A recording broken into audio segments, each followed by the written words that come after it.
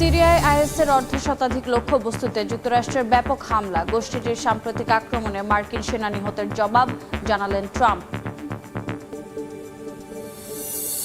গাজায় যুদ্ধবিরতির পরবর্তী ধাপ নিয়ে যুক্তরাষ্ট্র, কাতার, মিশর, তুরস্ক বৈঠক, আলোচনার মধ্যে উপত্যকায় ইসরায়েলি হামলা, নিহত অন্তত 6 ফিলিস্তিনি। পশ্চিমারা রাশিয়ার স্বার্থকে সম্মান করলেই বন্ধ হবে ইউক্রেন যুদ্ধ, জানালেন পুতিন। রুশ সম্পদ জব্দ নিয়ে ইইউকে হুঁশিয়ারি, সংঘাত বন্ধের কাছাকাছি দাবি ট্রাম্পের। ভেনেজুয়েলার ওপর সামরিক অর্থনৈতিক চাপ বাড়াচ্ছে যুক্তরাষ্ট্র, আরও নিষেধাজ্ঞা ও তেল ট্যাঙ্কার জব্দ করা হবে, ইঙ্গিত মার্কিন প্রেসিডেন্টের।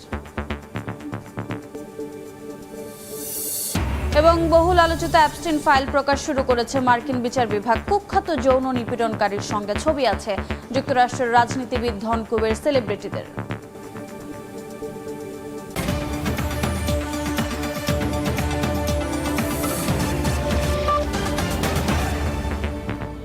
আন্তর্জাতিক সময়ের সঙ্গে আছি আমি রোজা চৌধুরী। শুরুতেই ওসমান হাদি প্রসঙ্গ। সিঙ্গাপুর থেকে কফিন বন্দী হয়ে দেশে ফিরলেন আপোষহীন বিপ্লবী শরীফ ওসমান হাদি। মরদেহ রাখা হয়েছে জাতীয় হৃদরোগ ইনস্টিটিউটের হিমঘরে। এই মুহূর্তে জাতীয় হৃদরোগ ইনস্টিটিউটের সামনে আছেন সহকর্মী শফিকুজ্জামান রুবেল এবং মতিঝিলে আছেন মামুনা হায়দার চৌধুরী। সরাসরি প্রথমে যাচ্ছি রুবেলের কাছে। রুবেল, সন্ত্রাসী গুলিতে নিহত হয়েছেন ইনকিলাব মঞ্চের মুখপাত্র শরীফ ওসমান হাদি। তাকে গতকালকেই সিঙ্গাপুর থেকে ঢাকায় আনা হয়েছে। আজকে তার জানাজা অনুষ্ঠিত হবে। তার মরদেহ রয়েছে হৃদরোগ ইনস্টিটিউটের হেমাগারে। সেখানে মূলত তার যারা স্বজন রয়েছেন সকলে আমরা দেখেছি কালকে থেকে এখানে উপস্থিত হয়েছেন। আমরা যতদূর জানি আজকে দুপুরে দুইটার পরে মূলত তার জানাজা অনুষ্ঠিত হবে মানিক মিয়া অ্যাভিনিউয়ের সামনে, এমনটি আমাদের কাছে তথ্য রয়েছে। এবং আমরা দেখতে পাচ্ছি যে সারা রাত যেমন শরীফ ওসমান হাদির সহযোদ্ধারা, তার স্বজনরা, সেই সাথে আপামর জনগণ অনেকেই এই হসপিটালের সামনে অবস্থান নিয়েছিলেন। ভোর থেকেও আমরা দেখতে পাচ্ছি যে এই বিপ্লবী কণ্ঠ শরীফ ওসমান হাদি তাকে ভালোবেসে তারকে অনুপ্রেরণা হিসেবে নিয়ে অনেকের উপস্থিতি আমরা এই হসপিটালের সামনে দেখতে পাচ্ছি। আপনারা জানেন যে শরীফ ওসমান হাদিকে গেল শুক্রবার 12 তারিখে, যে শুক্রবার ছিল জুমার নামাজের পরেই মূলত তিনি তার যে নির্বাচনী এলাকায় যেখানে তিনি নির্বাচন করতে চেয়েছিলেন ঢাকা 8 আসন, সেখানে পল্টন এলাকায় তিনি প্রচারণা চলাকালীন সন্ত্রাসীরা তাকে গুলি করে পালিয়ে যায়। পরবর্তী সময় তার ঢাকাতে চিকিৎসা হয়। উন্নত চিকিৎসার জন্য সিঙ্গাপুরে নেওয়া হলে সেখানে সিঙ্গাপুরের জেনারেল হাসপাতালে তিনি চিকিৎসাধীন অবস্থায় মারা যান। চিকিৎসকরা তাকে আপ্রাণ চেষ্টা করেছিলেন, কিন্তু কোনোভাবেই আসলে তাকে বাঁচানো সম্ভব হয়নি। এবং তার এই নিহতের পরে আমরা দেখেছি যে পুরো বাংলাদেশ বিক্ষোভে ফেটে পড়েছেন। এখনও অনেকে রাজপথে রয়েছেন। তার মৃত্যুর খবর শোনার পর থেকে তার মরদেহ ফিরে আনা পর্যন্ত আমরা দেখেছি রাজপথে এই বিপ্লবীদের অবস্থান।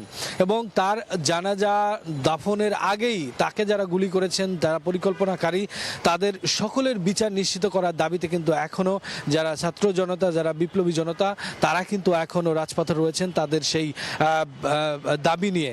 সেই সাথে সাথে শরীফ ওসমান হাদি যে বাংলাদেশ প্রত্যাশা করেছিলেন, ইনসাফ ভিত্তিক বাংলাদেশ, বৈষম্যহীন বাংলাদেশ, ন্যায় প্রতিষ্ঠিত বাংলাদেশ, সেই বাংলাদেশ বিনির্মাণে সকলেই ঐক্যবদ্ধ হয়ে কাজ করবেন, সেই ডাকও কিন্তু আমরা বিভিন্ন রাজনৈতিক দলের পক্ষ থেকে এসেছে। আমরা দেখেছি সকল রাজনৈতিক দলও এক ছাতার নিচে এসে শরীফ ওসমান হাদিকে আসলে তার যেই প্রজ্ঞা সেটি ধারণ করতে চান।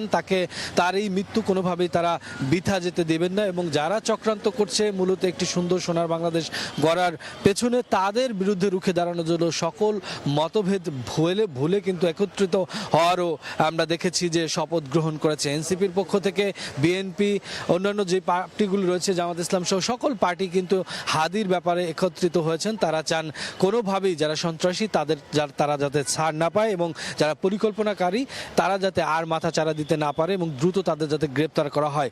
হাদির মূলত আধিপত্যবাদের বিরুদ্ধে কথা বলতেন, সেই আধিপত্যবাদ যাতে নিপাত যায়, একটি স্বাধীন সার্বভৌম সোনার বাংলাদেশ যাতে গড়া সম্ভব হয়, সেই প্রত্যয় কিন্তু সকল রাজনৈতিক দল ব্যক্ত করেছেন। তো আমরা জানি আজকে মূলত দুপুর 2টার পরেই মূলত হাদির জানাজা জন্য নিয়ে যাওয়া হবে মানিক মিয়া অ্যাভিনিউ। সেখানে আপামর জনগণ তার জানাজা অংশগ্রহণ করবেন। তাকে দাফন করার কথা রয়েছে ঢাকা ইউনিভার্সিটিতে বিদ্রোহী কবি কাজী নজরুল ইসলামের সমাধির পাশেই, এমন প্রত্যাশা তার পরিবারের পক্ষ থেকে দাবি করা হয়েছে এবং সেখানে তাকে দাফন করার সিদ্ধান্ত নেওয়া হয়েছে। তো আপনারা জানেন যে হাদির মৃত্যুকে ঘিরে একদিনের রাষ্ট্রীয় শোক ঘোষণা করেছেন অন্তর্বর্তীকালীন সরকার। আজকে সেই দিন, সেই রাষ্ট্রীয় শোক সম্পর্কে জানাতে আমাদের আরেক সহকর্মী মাইমুনা হায়দার তিনি রয়েছেন মতিঝিলে, তিনি জানাবেন সেখানের পরিস্থিতি। ইনকিলাব মঞ্চের মুখপাত্র শরীফ ওসমান হাদির মৃত্যুতে একদিনের রাষ্ট্রীয় শোক পালন হচ্ছে। এরই অংশ হিসেবে আমরা সকাল থেকে দেখতে পেয়েছি যে বিভিন্ন সরকারি, বেসরকারি, স্বায়ত্তশাসিত প্রতিষ্ঠান এবং যে শিক্ষা প্রতিষ্ঠানগুলো রয়েছে সেখানে আসলে জাতীয় পতাকা অর্ধনমিত রাখা হয়েছে। এই মুহূর্তে আমরা রয়েছি বাংলাদেশ কৃষি ব্যাংকের সামনে।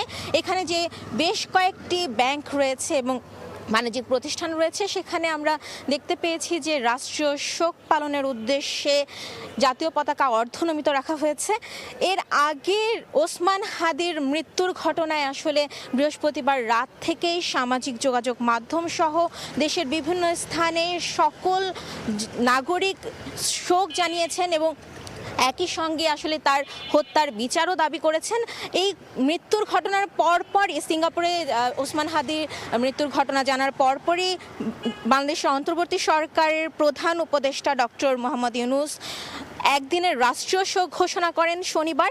এর আগে গতকাল বিভিন্ন মসজিদে এবং বিভিন্ন জায়গায় দোয়া এবং মোনাজাত করা হয়। গতকাল সিঙ্গাপুর থেকে বিমানবন্দরে তার মরদেহ গ্রহণ করতেও কিন্তু বিভিন্ন দল মত পেশার মানুষ এক কাতারে গিয়ে তার মরদেহ গ্রহণ করেছিলেন এবং এখানে আসলে ওসমান বিন হাদির মৃত্যুর পর কোনো দলমত নির্বিশেষে সকল শ্রেণী পেশার মানুষ আসলে তার মৃত্যুতে শোক জানিয়েছেন এবং আমরা যেটি দেখেছি যে বিএনপি, জামাত, এনসিপি থেকে শুরু করে সকল স্তরের মানুষের কাছে আসলে ওসমান বিন হাদির মৃত্যুর ঘটনাটি বেশ শোকের ছায়া নামিয়ে এনেছে এবং যারই অংশ হিসেবে আজ দেশ জুড়ে বিভিন্ন প্রতিষ্ঠানে জাতীয় পতাকা অর্ধনমিত রেখে এই রাষ্ট্রীয় শোক পালন করা হচ্ছে। সরাসরি যুক্ত ছিলাম মতিঝিল এবং জাতীয় হৃদরোগ ইনস্টিটিউটে। এবার আন্তর্জাতিক প্রসঙ্গ। সিরিয়ায় ইসলামিক স্টেটের অন্তত 70টি অবস্থান লক্ষ্য করে ব্যাপক হামলা চালিয়েছে যুক্তরাষ্ট্র। সামাজিক মাধ্যমে বিষয়টি নিশ্চিত করেন মার্কিন প্রেসিডেন্ট ডোনাল্ড ট্রাম্প। জানান, সম্প্রতি দেশটির পালমিরা অঞ্চলে 2 মার্কিন সেনাসহ এক দোভাষী নিহত হওয়ার প্রতিশোধ হিসেবেই এ অভিযান। অপারেশন হকাই স্ট্রাইক নামে পরিচালিত এই অভিযানে আইএস যোদ্ধা, অবকাঠামো, অস্ত্র ভান্ডার লক্ষ্য করা হয়েছে বলে দাবি করেছেন মার্কিন সমরমন্ত্রী পিট হেগসেথ। সারা প্রশাসন এই অভিযানের প্রতি পূর্ণ সমর্থন ব্যক্ত করেছে। সাম্প্রতিক সময়ে সিরিয়ার পালমিরায় দেশটিতে আশ্রয় নেয়া ইসলামিক স্টেটের সদস্যের গুলিতে 2 মার্কিন সেনাসহ এক দোভাষী নিহত হন বলে দাবি করে যুক্তরাষ্ট্রের সেন্ট্রাল কমান্ড। নিহতদের মরদেহ গ্রহণের সময় এই হামলার দাঁত ভাঙা জবাব দেওয়ার হুঁশিয়ারি দেন মার্কিন প্রেসিডেন্ট ডোনাল্ড ট্রাম্প। এবার সেই হুমকির বাস্তবায়ন করেছে ওয়াশিংটন। স্থানীয় সময় শুক্রবার সিরিয়ায় অবস্থিত ইসলামিক স্টেটের 70টি অবস্থান লক্ষ্য করে ব্যাপক হামলা চালিয়েছে মার্কিন সেনাবাহিনী। সামাজিক মাধ্যমে ট্রাম্প জানান, সিরিয়ায় আইএস এর ঘাঁটি লক্ষ্য করে সামরিক হামলা শুরু করেছে যুক্তরাষ্ট্র। সন্ত্রাসীদের বিরুদ্ধে প্রতিশ্রুত প্রতিক্রিয়া বাস্তবায়ন শুরু হয়েছে বলে দাবি করেন তিনি। মার্কিন সমরমন্ত্রী পিট হেগসেথ জানান, অপারেশন হকআই স্ট্রাইক নামে পরিচালিত অভিযানে আইএস যোদ্ধা, অবকাঠামো ও অস্ত্র ভান্ডার লক্ষ্য করা হয়েছে। তিনি একে যুদ্ধের সূচনা নয় বরং প্রতিশোধের ঘোষণা বলে উল্লেখ করেন। মার্কিন সেন্ট্রাল কমান্ডের তথ্য মতে শুক্রবারের হামলায় F-15 ফাইটার জেট ও হিমার্স রকেটের মতো শক্তিশালী অস্ত্র ব্যবহার করা হয়েছে। সিরিয়ার বর্তমান সরকার আইএস এর বিরুদ্ধে যুক্তরাষ্ট্রের এই অভিযানে সমর্থন দিয়েছে। দেশটির পররাষ্ট্র মন্ত্রণালয় এক বিবৃতিতে জানায়, সিরিয়ার ভূখণ্ডে আইএসকে নিরাপদে আশ্রয় নিতে দেওয়া হবে না। মালিহা সুহরওয়ার্দী, সময় সংবাদ। যুদ্ধবিরতির মধ্যে গাজা সিটিতে ইসরায়েলি হামলায় অন্তত 6 ফিলিস্তিনি নিহত হয়েছেন, শিশুসহ আহত হয়েছেন আরও অন্তত 4 জন।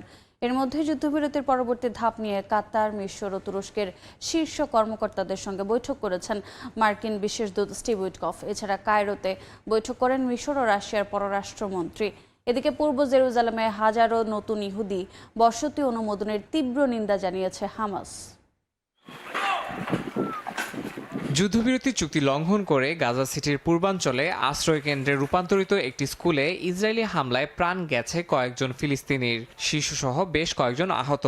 বিয়ের অনুষ্ঠানে জড়ো হওয়া বাস্তুচ্যুত পরিবারগুলোর উপরে ইসরায়েলি ট্যাঙ্কের গোলা আঘাত হানলে এ হতাহতের ঘটনা ঘটে। পূর্ব জেরুজালেমে হাজার হাজার নতুন ইহুদি বসতি অনুমোদনের নিন্দা জানিয়েছে হামাস। সংগঠনটি বলেছে এটি অবৈধ দখলদারত্ব জোরদারের পাশাপাশি জেরুজালেমের রূপ পরিবর্তনের পরিকল্পনার অংশ। বসতি স্থাপনের অনুমোদনকে আন্তর্জাতিক আইনের সুস্পষ্ট লঙ্ঘন ও গুরুতর উস্কানি হিসাবে অভিহিত করেছে হামাস। মার্কিন পররাষ্ট্রমন্ত্রী মার্কো রুবিও বলেন, হামাস যেন আর কখনোই ইসরায়েলের জন্য হুমকি হয়ে না থাকে সেটি নিশ্চিত করাই যুক্তরাষ্ট্রের লক্ষ্য। এর মধ্যেই গাজা যুদ্ধবিরতির পরবর্তী ধাপ নিয়ে আলোচনার জন্য কাতার, মিশর ও তুরস্কের শীর্ষ কর্মকর্তাদের সঙ্গে মায়ামিতে বৈঠক করেন মার্কিন বিশেষ দূত স্টিভ উইটকফ। এছাড়া শান্তি প্রতিষ্ঠা নিয়ে কায়রোতে বৈঠক করেন মিশর ও রাশিয়ার পররাষ্ট্রমন্ত্রী। জাতিসংঘ সমর্থিত বৈশ্বিক ক্ষুধা পর্যবেক্ষক সংস্থা জানিয়েছে, গাজায় এখন আর আনুষ্ঠানিকভাবে দুর্ভিক্ষ নেই। যুদ্ধবিরতির পর খাদ্য ও ত্রাণ প্রবেশ কিছুটা বাড়ায় পরিস্থিতির উন্নতি হয়েছে। তবে সংস্থাটি সতর্ক করে বলেছে, সংকট এখনো গুরুতর। নতুন করে যুদ্ধ শুরু হলে বা ত্রাণ বন্ধ হলে 2026 সালের মাঝামাঝি পর্যন্ত পুরো গাজা আবারও দুর্ভিক্ষের ঝুঁকিতে পড়তে পারে। ইয়াসিন মোহাম্মদ জিসান, সময় সংবাদ। গোপনে ইসরায়েলের সঙ্গে ইতিহাসের অন্যতম বড় অস্ত্র চুক্তি করেছে সংযুক্ত আরব আমিরাত। $230 কোটি এই চুক্তি হয়েছে ইসরায়েলের অস্ত্র নির্মাতা প্রতিষ্ঠান এলবিট সিস্টেমসের সঙ্গে। এক প্রতিবেদনে দাবি করেছে ফরাসি অনুসন্ধানী মাধ্যম ইন্টেলিজেন্স অনলাইন। চুক্তিটি নিয়ে উদ্বেগ প্রকাশ করেছে অ্যামনেস্টি ইন্টারন্যাশনাল ও অক্সফাম। গাজা ইস্যুতে ইসরায়েল যখন কূটনৈতিকভাবে একঘরে, ঠিক তখনই রেকর্ড পরিমাণ অস্ত্র রপ্তানি করে প্রভাব বাড়াচ্ছে তেল আবিব। আর সেই তালিকায় এবার সামনে এলো সংযুক্ত আরব আমিরাতের সঙ্গে গোপনে মেগা অস্ত্র চুক্তির বিষয়। ফরাসি অনুসন্ধানী মাধ্যম ইন্টেলিজেন্স অনলাইন জানিয়েছে, সংযুক্ত আরব আমিরাত গোপনে ইসরায়েলি অস্ত্র নির্মাতা এলবিট সিস্টেমসের সঙ্গে $230 কোটি চুক্তি করেছে। গত মাসে এলবিট এই চুক্তির ঘোষণা দিলেও তখন ক্রেতার পরিচয় গোপন রাখা হয়। তারা জানায়, এখন নিশ্চিত হওয়া গেছে সেই ক্রেতা সংযুক্ত আরব আমিরাত। চুক্তির আওতায় আমিরাত কিনেছে এলবিটের উন্নত জে মিউজিক বিমান প্রতিরক্ষা ব্যবস্থা। লেজার প্রযুক্তি ব্যবহার করে এই সিস্টেম আকাশে থাকা বিমানের দিকে ছোঁড়া ক্ষেপণাস্ত্রের সেন্সর অকার্যকর করতে সক্ষম। যৌথ প্রকল্প হিসেবে এই প্রযুক্তি আমিরাতেই তৈরি হবে। এরই মধ্যে ইসরায়েল সরকার সেই অনুমোদন দিয়েছে। ইসরায়েলের ইতিহাসে দ্বিতীয় বৃহত্তম অস্ত্র চুক্তি হিসেবে বিবেচিত এই চুক্তি বাস্তবায়ন হতে 8 বছর লাগবে বলে জানা গেছে। তবে অত্যন্ত সংবেদনশীল সামরিক প্রযুক্তির সঙ্গে জড়িত থাকায় চুক্তিটির বহু তথ্য এখনও গোপন রাখা হয়েছে। এটি নিয়ে উদ্বেগ প্রকাশ করেছে অ্যামনেস্টি ইন্টারন্যাশনাল ও অক্সফ্যাম। মানবাধিকার সংস্থাগুলোর অভিযোগ, এই অস্ত্র বেসামরিক মানুষের ক্ষতি বা আন্তর্জাতিক আইন লঙ্ঘনে ব্যবহার করা হতে পারে। এদিকে আমিরাতের বিরুদ্ধে সুদান সহ বিভিন্ন দেশে মানবাধিকার লঙ্ঘনে অভিযুক্ত মিলিশিয়াদের সহায়তার অভিযোগ রয়েছে। চুক্তি নিয়ে আমিরাত এখনো কোনো মন্তব্য করেনি। 2020 সালে আব্রাহাম চুক্তির মাধ্যমে সম্পর্ক স্বাভাবিক করার পর থেকেই আমিরাতে সক্রিয় ইসরায়েলি প্রতিরক্ষা কোম্পানিগুলো। আবুধাবিতে প্রতিনিধি কার্যালয় খুলেছে এলবিট সিস্টেমস ও ইসরায়েল অ্যারোস্পেস ইন্ডাস্ট্রিজ। এমনকি ইসরায়েলি অ্যান্টি ড্রোন প্রযুক্তি কোম্পানিতেও বিনিয়োগ করেছে আমিরাত। যুক্তরাষ্ট্র যেখানে প্রযুক্তি নিরাপত্তার কারণে আমিরাতকে F-35 যুদ্ধবিমান দিতে দেরি করছে, সেখানে ইসরায়েল তুলনামূলকভাবে অনেক বেশি আগ্রহী সামরিক প্রযুক্তি বিক্রিতে। আঞ্চলিক জোট গড়তেই তেল আবিব এই কৌশলী পদক্ষেপ নিয়েছে বলে মনে করছেন বিশ্লেষকরা। নাদিম মারজান, সময় সংবাদ। পশ্চিমারা রাশিয়ার স্বার্থকে সম্মান করলেই কেবল ইউক্রেন যুদ্ধ বন্ধ হবে বলে সাফ জানিয়ে দিয়েছেন প্রেসিডেন্ট ভ্লাদিমির পুতিন। তবে কিয়েভের মিত্ররা শান্তি প্রক্রিয়ায় বাধা দিচ্ছে বলে অভিযোগ করেন তিনি। ইউরোপীয় ইউনিয়নকে সতর্ক করে রুশ প্রেসিডেন্ট বলেন, রাশিয়ার জব্দ করা সম্পদ ফেরত দিতেই হবে। এদিকে মার্কিন প্রেসিডেন্ট ডোনাল্ড ট্রাম্প জানান, যুদ্ধবন্ধের আলোচনা সমাধানের খুব কাছাকাছি পৌঁছেছে। শুক্রবার টিভি প্রোগ্রামে হাজির হন রাশিয়ার প্রেসিডেন্ট ভ্লাদিমির পুতিন। এতে উঠে আসে ইউক্রেন যুদ্ধ, পশ্চিমা নিষেধাজ্ঞা, ইউরোপীয় ইউনিয়নের ভূমিকা। পুতিন বলেন, পশ্চিমারা যদি রাশিয়ার স্বার্থকে সম্মান করে তবেই বন্ধ হবে ইউক্রেনের যুদ্ধ। তবে কিয়েভের পশ্চিমা মিত্ররা শান্তি প্রক্রিয়ায় বাধা দিচ্ছে বলে অভিযোগ করেন তিনি। যদিও মার্কিন প্রেসিডেন্ট ডোনাল্ড ট্রাম্পের প্রস্তাবকে গুরুত্বপূর্ণ চেষ্টা হিসেবে আখ্যা দেন পুতিন। পুতিন আরও জানান, ইউক্রেনের নির্বাচন হলে সেদিন শর্ত সাপেক্ষে হামলা বন্ধ থাকবে। শর্ত হিসেবে রাশিয়ায় বসবাসরত ইউক্রেনীয়দের ভোটাধিকার নিশ্চিত করার দাবি তোলেন তিনি। আরও বলেন, নির্বাচন ছাড়া ইউক্রেন সরকারকে বৈধতা দেওয়া সম্ভব নয়। এ সময় নির্বাচনকে সময় ক্ষেপণের কৌশল হিসেবে ব্যবহার না করার হুঁশিয়ারিও দেন পুতিন। ইউরোপীয় ইউনিয়নকে সতর্ক করে পুতিন বলেন, জব্দ করা রাশিয়ার সম্পদ ফেরত দিতেই হবে। এসব সম্পদ ব্যবহারের চেষ্টা আন্তর্জাতিক আর্থিক ব্যবস্থার জন্য ক্ষতিকর। রুশ সম্পদ ব্যবহার নিয়ে ইইউর ভেতরেও বিভক্তি স্পষ্ট। এমন অবস্থায় ইউক্রেনের জন্য নতুন সামরিক অর্থায়ন নাকচ করেছে স্লোভাক প্রধানমন্ত্রী রবার্ট ফিকো। ইউক্রেনের প্রেসিডেন্ট ভলোদিমির জেলেনস্কি জানান, স্থানীয় সময় শুক্র ও শনিবার ওয়াশিংটনের সঙ্গে কিয়েভের শান্তি আলোচনা হবে। একই সঙ্গে মার্কিন প্রেসিডেন্ট ডোনাল্ড ট্রাম্প জানান, যুদ্ধ শেষের আলোচনা সমাধানের খুব কাছাকাছি পৌঁছেছে। শান্তি আলোচনার মধ্যেই চলছে দুই দেশের পাল্টাপাল্টি হামলা। রাশিয়ার রোভস্ত অঞ্চলে ইউক্রেনের রাতভর ড্রোন হামলায় কার্গো জাহাজের নাবিক সহ নিহত হয়েছেন বেশ কয়েকজন। পাল্টা ড্রোন হামলায় ইউক্রেনের ওডেসা অঞ্চলে গাড়িতে থাকা এক নারী নিহত হন, আহত হয় শিশুরাও। হামলায় বিদ্যুৎ অবকাঠামো ক্ষতিগ্রস্ত হওয়ায় বিদ্যুৎ বিচ্ছিন্ন 5টি অঞ্চলের প্রায় 1,80,000 গ্রাহক। ইয়াসিন মোহাম্মদ জিসান, সময় সংবাদ। ভেনেজুয়েলা ইস্যুতে অবস্থান আরও কঠোর করেছে যুক্তরাষ্ট্র। যুদ্ধের সম্ভাবনা উড়িয়ে না দিয়ে নতুন নিষেধাজ্ঞা ও তেল ট্যাঙ্কার জব্দের মাধ্যমে চাপ বাড়ানোর ইঙ্গিত দিয়েছেন মার্কিন প্রেসিডেন্ট ডোনাল্ড ট্রাম্প। চাপ বাড়াতে ভেনেজুয়েলার প্রেসিডেন্ট নিকোলাস মাদুরো, তার স্ত্রী ও ঘনিষ্ঠদের বিরুদ্ধে নতুন নিষেধাজ্ঞা দিয়েছে যুক্তরাষ্ট্র। ভেনেজুয়েলার সঙ্গে যুদ্ধের সম্ভাবনা একেবারে নাকচ করেননি যুক্তরাষ্ট্রের প্রেসিডেন্ট ডোনাল্ড ট্রাম্প। এনবিসি নিউজকে দেয়া টেলিফোন সাক্ষাৎকারে ডোনাল্ড ট্রাম্প বলেন, দেশটির সঙ্গে সংঘাতের পথ টেবিলের বাইরে নয়। একই সঙ্গে তিনি জানান, ভেনেজুয়েলার জলসীমার কাছাকাছি আরও তেলবাহী ট্যাঙ্কার জব্দ হতে পারে। এর আগে ভেনেজুয়েলার উপকূলের কাছে একটি নিষেধাজ্ঞাভুক্ত তেল ট্যাঙ্কার জব্দ করে যুক্তরাষ্ট্র। এই ধরনের কার্যক্রমের মাধ্যমে মাদুরো সরকারের উপর অর্থনৈতিক ও কূটনৈতিক চাপ আরও বাড়াচ্ছে ট্রাম্প প্রশাসন। উত্তেজনার মধ্যেই পুয়ের্তো রিকোর পন্সে ও আগুয়াদিল্লা বিমানবন্দরে প্রশিক্ষণ মহড়া পরিচালনা করেছে যুক্তরাষ্ট্রের সামরিক বাহিনী। ভেনেজুয়েলার প্রেসিডেন্ট নিকোলাস মাদুরোকে অবৈধ নেতা বলে মন্তব্য করেছেন মার্কিন পররাষ্ট্রমন্ত্রী মার্কো রুবিও। বলেন, তার সঙ্গে কোনো কূটনৈতিক সমঝোতা ফলপ্রসূ হবে না। চাপ জোরদারে নিকোলাস মাদুরো, তার স্ত্রী ও ঘনিষ্ঠদের বিরুদ্ধে নতুন নিষেধাজ্ঞা দিয়েছে যুক্তরাষ্ট্র। মার্কিন ট্রেজারি বিভাগ জানিয়েছে, মাদুরো দম্পতির সঙ্গে সংশ্লিষ্ট 7 জনের ওপর নিষেধাজ্ঞা আরোপ করা হয়েছে। ট্রেজারি সেক্রেটারি স্কট বেসেন্ট অভিযোগ করেন, মাদক রাষ্ট্র টিকিয়ে রাখতে ভূমিকা রাখছে মাদুরোর ঘনিষ্ঠরা। ইয়াসিন মোহাম্মদ জিসান, সময় সংবাদ। আন্তর্জাতিক সময় আরও থাকছে। তাইওয়ানের রাজধানীর ব্যস্ততম শপিং মল এলাকায় ছুরিকাঘাতে নিহত 3, আহত অন্তত 5। পুলিশের ধাওয়ায় ভবন থেকে পড়ে আক্রমণকারীর মৃত্যু।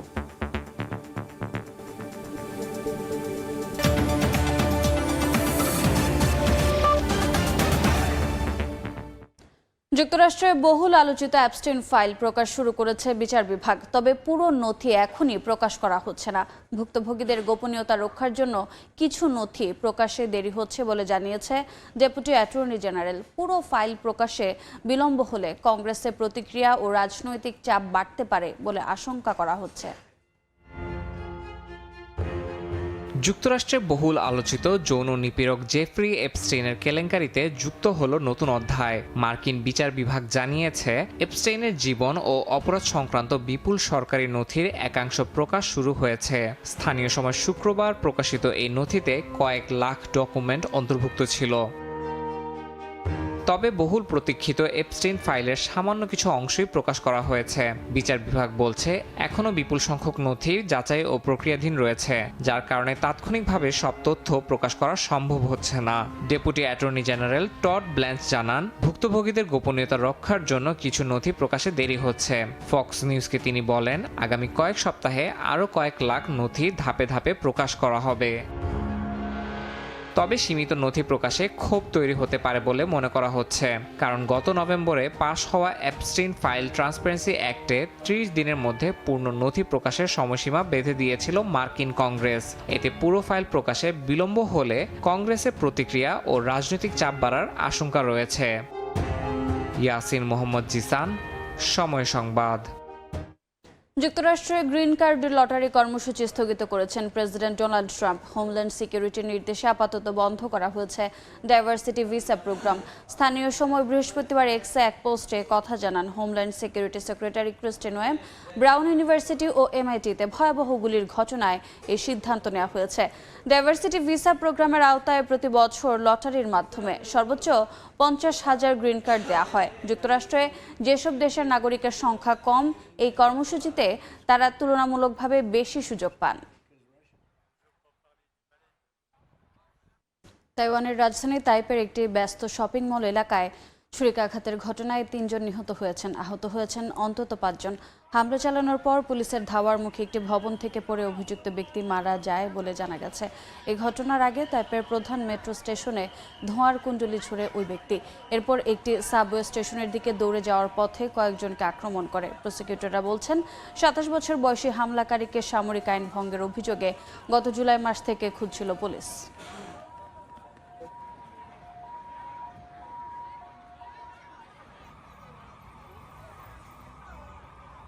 পাকিস্তানের খাইবার পাখতুনখোয়া প্রদেশের নিরাপত্তা বাহিনীর একটি ব্যাটালিয়ন সদর দফতরে হামলার ঘটনায় 4 সন্ত্রাসী নিহত হয়েছে। নিহতরা ফিতনা আল খাওয়ারিজ গোষ্ঠীর সদস্য। পুলিশ জানায় স্থানীয় সময় শুক্রবার এক আত্মঘাতী বোমা হামলাকারী বিস্ফোরক ভর্তি একটি গাড়ি নিয়ে নিরাপত্তা বাহিনীর সদর দফতরের প্রাচীরে ধাক্কা দেয়। এতে সেখানে ভয়াবহ বিস্ফোরণ ঘটে। ঘটনার পরপরই 4 থেকে 5 জন সন্ত্রাসী দফতরের ভেতরে ঢোকার চেষ্টা করলে নিরাপত্তা বাহিনী তাদের প্রতিহত করে। এ সময় দুপক্ষের গোলাগুলিতে 4 সন্ত্রাসী নিহত হয়। আইনশৃঙ্খলা বাহিনীর 4 সদস্য আহত হয়েছেন।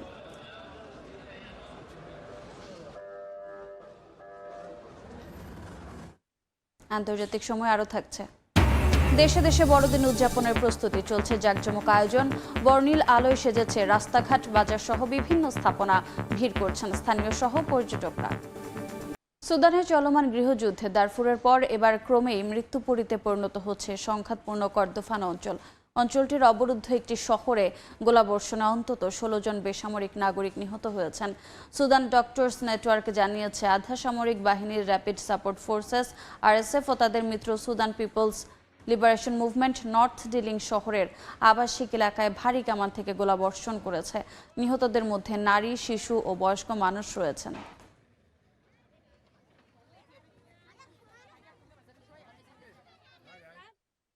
যুক্তরাষ্ট্রের ব্রাউন বিশ্ববিদ্যালয়ে হামলা চালানোর সন্দেহভাজন ক্লদিও নেভেসের মরদেহ উদ্ধার করা হয়েছে। পুলিশের ধারণা তিনি আত্মহত্যা করেছেন। স্থানীয় সময় বৃহস্পতিবার রাতে নিউ হ্যাম্পশায়ারের একটি গুদামঘর থেকে তার মরদেহ উদ্ধার করা হয়। কর্তৃপক্ষ বলছে গত শনিবার তিনি একাই বিশ্ববিদ্যালয়ে হামলা চালান এবং 2 দিন পরে বোস্টন এলাকায় এমআইটির এক অধ্যাপককেও হত্যা করে। তার কাছ থেকে 2টি আগ্নেয়াস্ত্র পাওয়া গেছে, যা ব্রাউন ক্যাম্পাসে হামলার বন্দুকের সঙ্গে পুরোপুরি মিলে যায়।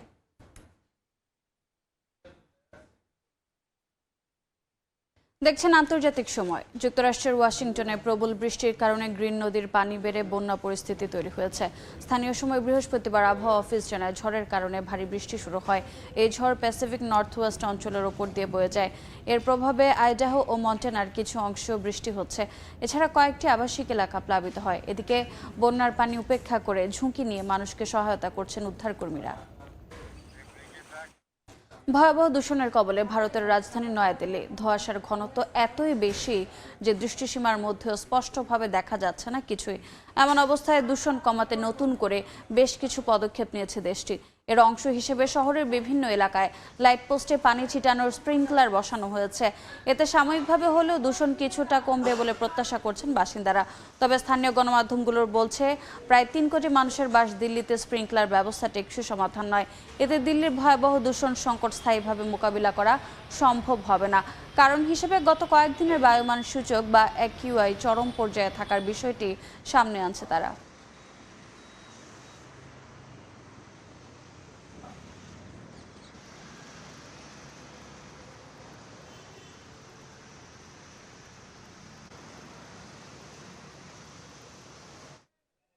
জাতীয় হৃদরোগ ইনস্টিটিউট থেকে ওসমান হাদির মরদেহ বের করা হচ্ছে। এই মুহূর্তে সেখানে আছেন সহকর্মী শফিকুজ্জামান রুবেল। সরাসরি যাচ্ছি তার কাছে। লাইভে ঢুকেন।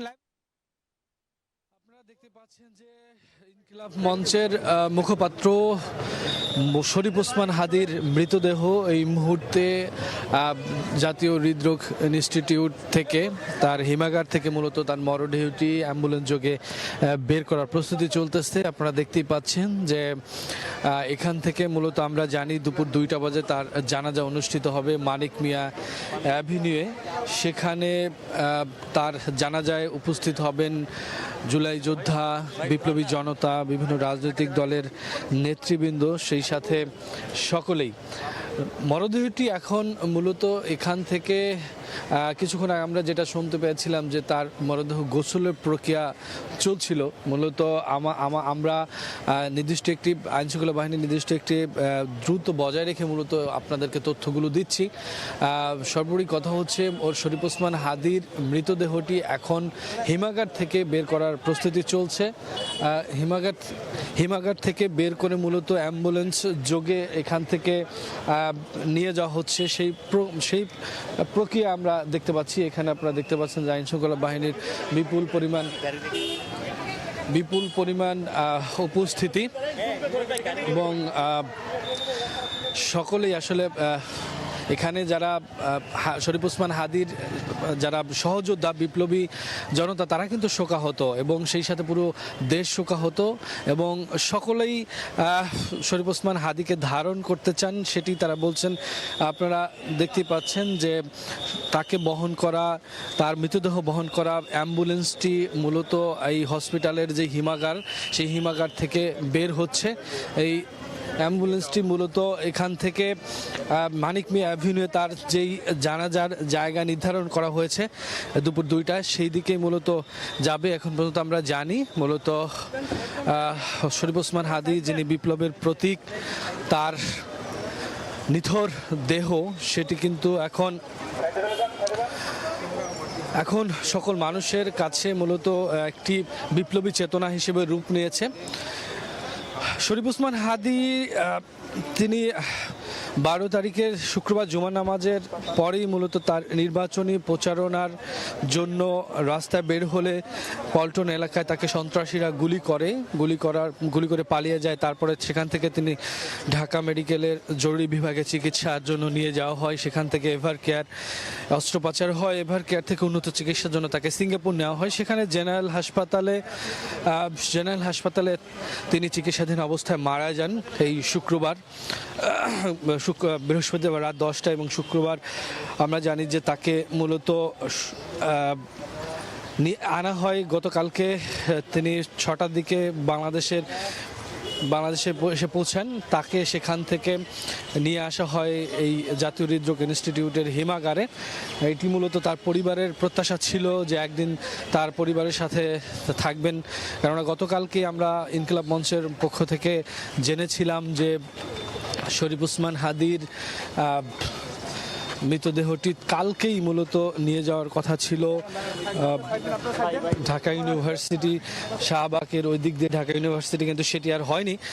পরবর্তীতে সিদ্ধান্ত পরিবর্তন হওয়ার পর তার মৃতদেহটি কিন্তু এই হসপিটালে আনা হয় হৃদরোগ ইনস্টিটিউটে হিমাগারে। এখানে কালকে আমরা দেখেছি যে তার মৃতদেহ যখন এখানে আনা হয় তখন তার যারা সহযোদ্ধা, বিপ্লবী যোদ্ধা রয়েছেন, জুলাই যোদ্ধা রয়েছেন, বিভিন্ন দলের রাজনৈতিক নেতাকর্মীরা রয়েছেন, উৎসুক জনতা রয়েছেন, ছাত্র জনতা রয়েছেন, সকলে এখানে উপস্থিত হয়েছিলেন। এবং আপনারা দেখতেই পাচ্ছেন যে এখনও খুব কড়া নিরাপত্তার সাথেই মূলত শরীফ ওসমান হাদির মৃতদেহটি হসপিটাল থেকে বের করে নিয়ে আসা হচ্ছে। তিনি তার যে বলিষ্ঠ কণ্ঠ, বিপ্লবী কণ্ঠ, সেই কারণে তিনি কিন্তু সকলের কাছে বিপ্লবী চেতনায় রূপ নিয়েছিলেন। সকলের কাছেই তিনি এখন অন্যায়ের বিরুদ্ধে একটি কণ্ঠস্বর হয়ে গেছেন। আপনারা জানেন, একটু বলে রাখি, শরীফ ওসমান হাদির মৃতদেহটি মূলত হসপিটাল থেকে বের করা হচ্ছে।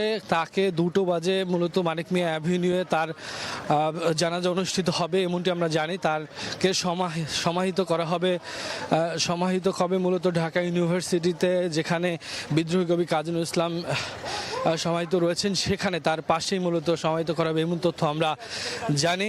কেননা তার পরিবারের ইচ্ছা সেখানে তাকে সমাহিত করা হোক। এবং আপনারা জানেন সম্প্রতি কাজী নজরুল ইসলামের যে বিদ্রোহী কবিতা রয়েছে সেটির যেই আবৃত্তি, সেই আবৃত্তির মধ্য দিয়ে শরীফ ওসমান হাদী কিন্তু আরও বেশি সমাদৃত হয়ে গেছেন। তার যেই বিদ্রোহী কণ্ঠস্বর, সেই কণ্ঠস্বরের মধ্য দিয়ে কিন্তু তিনি পুরো জাতির বিবেক হয়ে দাঁড়িয়েছেন। শরীফ ওসমান হাদীকে মূলত এই মুহূর্তে আপনারা দেখতে পাচ্ছেন যে হসপিটাল হৃদরোগ, জাতীয় হৃদরোগ ইনস্টিটিউট থেকে তার মৃতদেহ বহনকারী অ্যাম্বুলেন্সটি মূলত বের হচ্ছে। ধীরে ধীরে তারা এগুচ্ছে। মূলত এই মুহূর্তে আমরা যেমনি দেখতে পাচ্ছি যে এই চিনমৈত্রী সম্মেলন কেন্দ্রের দিকে মূলত এগুচ্ছে। আমরা জানি যে তার মৃতদেহটি এখান থেকে তার যে দুপুরে মূলত জানাজা হওয়ার কথা মানিক মিয়া অ্যাভিনিউতে, সেখানে নিয়ে যাওয়ার প্রক্রিয়া চলছে। এখন আপনারা দেখতে পাচ্ছেন যে পুরো এখানে যারা সেনাবাহিনী রয়েছেন, আইনশৃঙ্খলা বাহিনী রয়েছেন, তাদের নিবিড় তত্ত্বাবধানে মূলত নিয়ে যাওয়া হচ্ছে। তার মৃতদেহটি মূলত এই মর্গে নিয়ে যাওয়া হচ্ছে ফরেন্সিক মেডিসিন বিভাগ, শহীদ সোহরাওয়ার্দী মেডিকেল কলেজে, সেখানে মূলত নিয়ে যাওয়া হচ্ছে। আর আপনারা জানেন যে দুপুর 2টা বাজে মূলত তার জানাজা অনুষ্ঠিত হবে। আপনারা দেখতেই পাচ্ছেন যে শরীফ ওসমান হাদী তিনি তার নিথর দেহ সেটি কিন্তু তার বহনকারী লাশ এখন মর্গে আনা হচ্ছে হৃদরোগ ইনস্টিটিউট থেকে। সেটা কিন্তু সোহরাওয়ার্দী মেডিকেলের মর্গে ফরেন্সিক ডিপার্টমেন্টে মূলত এই মৃতদেহটি আনা হচ্ছে। কারণ আপনারা জানেন যে তাকে মূলত গুলিবিদ্ধ হয়ে তিনি নিহত হয়েছেন। সেখানে যেই বিষয়টি থাকে, যেই মেডিকেলের যে কার্যক্রমগুলো থাকে, বিশেষ করে পোস্টমর্টেমের কাজ থাকে, সেই যাবতীয় বিষয়গুলো পরিচালনা করার জন্য মূলত এই মর্গে আনা হয়েছে। আমরা গতকালকে জানি যে রাজধানীর হযরত শাহজালাল আন্তর্জাতিক বিমানবন্দরে মরদেহটি পৌঁছানোর পর সেখান থেকে মূলত জাতীয় হৃদরোগ ইনস্টিটিউটের হিমাগারে রাখা হয়েছিল গতকালকে রাতভর। আজকে সকালে কিছুক্ষণ আগেই মূলত তার শরীফ ওসমান হাদীর মৃতদেহটি সোহরাওয়ার্দী মেডিকেলের মর্গে ফরেন্সিক মেডিসিন বিভাগে মূলত তার মৃতদেহটি নেওয়া হলো। সেখানে যেই কার্যক্রমগুলো রয়েছে সেগুলো শেষ হওয়ার পরেই তার মৃতদেহটি মূলত জানাজার জন্য প্রস্তুত করা হবে এবং সে জানাজা অনুষ্ঠিত হবে দুপুর 2টায় মানিক মিয়া অ্যাভিনিউতে, এমন তথ্যই আমরা এখন পর্যন্ত জানি। আপনারা দেখতে পাচ্ছেন যে ইনকিলাব মঞ্চের মুখপাত্র, বিপ্লবী চেতনা, বলিষ্ঠ কণ্ঠস্বর, তিনি শরীফ ওসমান হাদী, যিনি সন্ত্রাসীদের গুলিতে নিহত হয়েছেন, তার মৃতদেহটি এই মুহূর্তে সোহরাওয়ার্দী মেডিকেলের মর্গে রয়েছে। আপনারা জানেন যে সন্ত্রাসীরা তাকে তার চোয়াল বরাবর গুলি করেছিল, যে গুলিটি তার ভেতরে প্রবেশ করার পর, চোয়ালে প্রবেশ করার পর তিনি মারাত্মকভাবে জখম হন। তাকে অস্ত্রোপচার করা হয়। প্রথম ধাপে অস্ত্রোপচারে গুলি বের করা হলো, কিছুটা অংশ ভিতরে থেকে যায়। ডাক্তারদের যেই ধরনের তথ্য আমরা পেয়েছিলাম, তারপরে সেখান থেকে ঢাকা মেডিকেল হয়ে মূলত এভারকেয়ার হসপিটালে কিছুদিন তাকে নিবিড় পর্যবেক্ষণে রাখা হয়। সেখান থেকে আমরা জানতে পেরেছিলাম যে তার ব্রেন ডেথ হয়েছে। তারপরে মূলত ধীরে ধীরে তার অবস্থা অবনতি হলে তাকে উন্নত চিকিৎসার জন্য সিঙ্গাপুরে নেওয়া হয়। সিঙ্গাপুর জেনারেল হাসপাতালে নেওয়ার পরে তাকে যখন অস্ত্রোপচার করা হয় তখনই কিন্তু তিনি মৃত্যুবরণ করেন চিকিৎসাধীন অবস্থায়। এমন তথ্যই মূলত আমরা জানি। তাকে তিনি মারা যাওয়ার পরে তার একদিন পরেই মূলত ভোরবেলায় তিনি রাত 10:45 মারা যান। পরদিনই আমরা জানতে পেরেছি যে তাকে আনার প্রস্তুতি চলছে এবং পরদিন বিকেলে মূলত সন্ধ্যা 6টার দিকে তার মৃতদেহ গতকালকে বাংলাদেশে এসে পৌঁছায়। সেখান থেকে তা একদিন পর আজকে মূলত তার মৃতদেহ দাফনের জন্য প্রস্তুত করা হবে এবং সেইটি আমরা জানি। আজকে গতকালকে তাকে রাখা হয়েছিল হৃদরোগ ইনস্টিটিউটের হিমাগারে এবং সেখান থেকে তার লাশ বা মৃতদেহ পোস্টমর্টমের জন্য এখন সোহরাওয়ার্দী মেডিকেলের ফরেনসিক মেডিসিন ডিপার্টমেন্টে আনা হয়েছে। আমরা যেমনটি আপনাদেরকে দেখিয়েছিলাম কিছুক্ষণ আগে, মূলত শরীফ ওসমান হাদি যিনি, তার সম্পর্কে একটু বলি আমরা, কারণ শরীফ ওসমান হাদির নামটি খুব বেশি দিন যাবত উচ্চারিত না হলেও অল্প দিনেই তিনি কিন্তু মানুষের দোরগোড়ায় পৌঁছে গিয়েছেন। তার যেই বিপ্লবী চেতনা, বিপ্লবী প্রতিবাদ, সেই বিপ্লবী প্রতিবাদের মধ্য দিয়ে জুলাই বিপ্লবের সময় তিনিও রাজপথে ছিলেন। তার পরবর্তী সময়ে তিনি তার যেই অকুতোভয় কণ্ঠ, তার যে বিপ্লবী চেতনা, বিপ্লবী প্রতিবাদ, তার মধ্য দিয়ে পুরো বাংলাদেশের মানুষের কাছে শরীফ ওসমান হাদি একটি নাম হিসেবে পরিচিতি লাভ করেছিলেন। তিনি মূলত ইনসাফ ভিত্তিক বাংলাদেশ গড়ার প্রত্যয় নিয়ে মাঠে নেমেছিলেন। সকল দলমতের নির্বিশেষে তিনি এক ছাতার নিচে আনার আগ্রহ জানিয়েছিলেন। শরীফ ওসমান হাদির মৃতদেহ এই মুহূর্তে সোহরাওয়ার্দী মেডিকেলের মর্গে তার যে পরবর্তী কার্যক্রম, মৃতদেহর পরবর্তী কার্যক্রম মূলত জানাজার আগে যে প্রস্তুতি করার জন্য নেওয়া হয়েছে, পোস্টমর্টম করার জন্য নেওয়া হয়েছে, সেখান থেকে বের করে তারপরে মূলত 2টা বাজে মানিক মিয়া অ্যাভিনিউতে জানাজা দেওয়া হবে, সেখানে নিয়ে যাওয়া হবে। তো সব মিলিয়ে শরীফ ওসমান হাদির মৃতদেহর স্থান থেকে এই ছিল এই মুহূর্তে।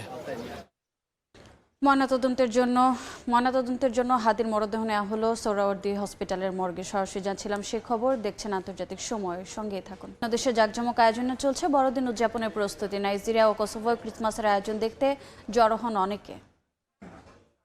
এই ছিল আন্তর্জাতিক সময়। এরপর সকাল 10টার সময় সংবাদ নিয়ে আসছে কিছুক্ষণ পর। সঙ্গে থাকুন সময়ের।